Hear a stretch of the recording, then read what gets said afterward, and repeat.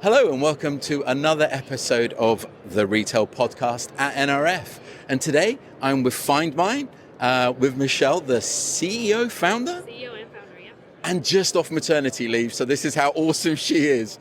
So without any ado, why don't you tell us a little bit about FindMine, what you guys do, and specifically, if I'm coming over to your booth as a retailer, what can I get from coming over to the booth? Yeah.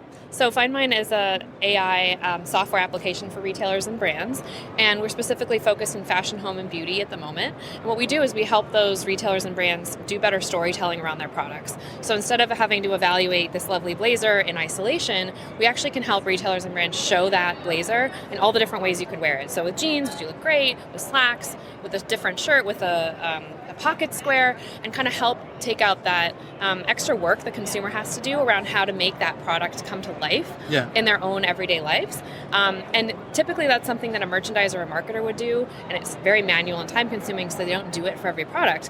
What FindMine allows them to do is showcase that product in all the different outfits that they could wear it in, or in a furniture brand's case, all the different rooms that they could do, a mid-century modern room, or all the different styles that they could do, beauty looks. It's almost like TikTok tutorials meet online e-commerce product pages. It sounds like a dream because it's one of the challenges in retail. How practical is it in setting up and the learning models and your accuracy, I guess, in terms of, providing something that is blue because it's my favorite color rather than giving me a pink? What's your accuracy levels on that? That is such a good question, and one of the biggest strategic advantages that FindMine has is what we like to say is we have high quality, high scale.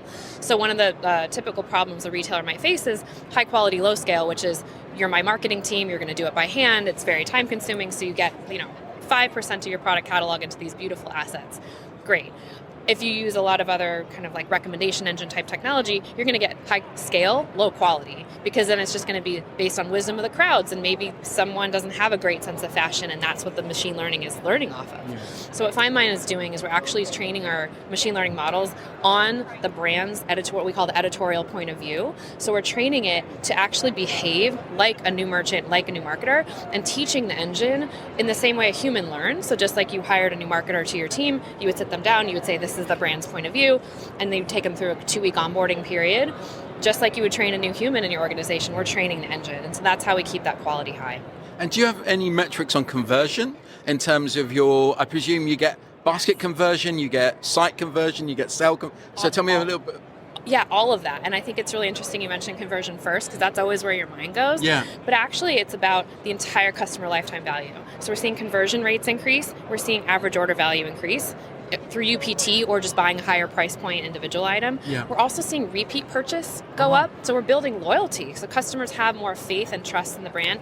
It makes sense if you think about buying a face serum. And if you don't know how to use that face serum and you use it with the wrong other products, you might actually counteract the benefit of those ingredients and not get the anti-aging benefit. Or you might have a skin reaction because you use too much of the same ingredient, right?